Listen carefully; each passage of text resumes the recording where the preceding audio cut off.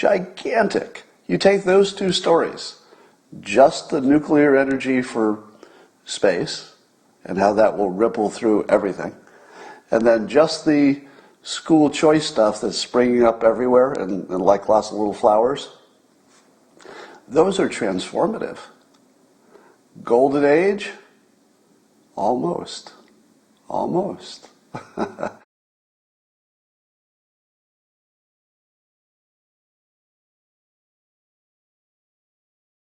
One of the unintended consequences of the coronavirus and the school shutdowns and all of that is that states are breaking out all over the place, trying to assert their ability to allow students to choose where they go to school. What? The biggest two stories in the country, in terms of how important they will be to the future, largely ignored. Are you watching all the headlines about all the movement toward breaking let's say, the monopoly that the teachers' unions have on schools? There's a lot happening.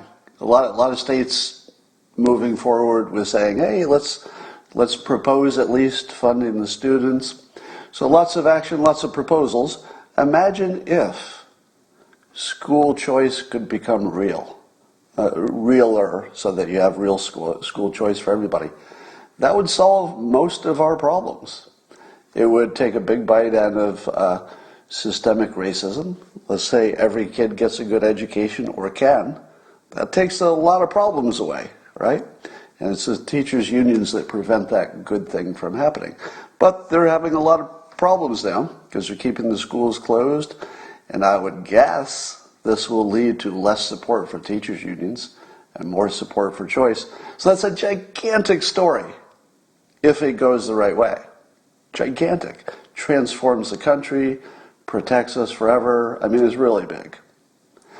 The other one is that the government, and I don't know what the Trump administration can make permanent, but at least in terms of current priorities, the government has decided to go big on small nuclear reactors to be used for space. Now, you don't realize yet how big a deal that is. But if the government has decided that nuclear power is necessary for space force, space exploration, space defense, and it is, that means that our domestic industry will get a big boost because they'll do a lot of things in maybe the government sector for military, and that will almost certainly create smaller, cheaper, better, new technology reactors that might even be safe from meltdown. So that is something that would affect climate change, no matter what you thought about the actual risk of that. It will change our whole energy structure. It changes our defense posture in the future. Gigantic. You take those two stories, just the nuclear energy for space and how that will ripple through everything, and then just the school choice stuff that's springing up everywhere and like lots of little flowers. Those are transformative. Golden age? Almost. Almost. Have I told you before that you should expect a demolition phase before rebuilding? Because there was already stuff here. The United States already exists. You don't have a green field where you say, well, imagine we build something from nothing. You don't have that option. You have to do demolition. And I feel as if 2020 was a year of demolition. Now, some of it wasn't our choice, right? Coronavirus just made us rethink every assumption, which was a really bad pandemic.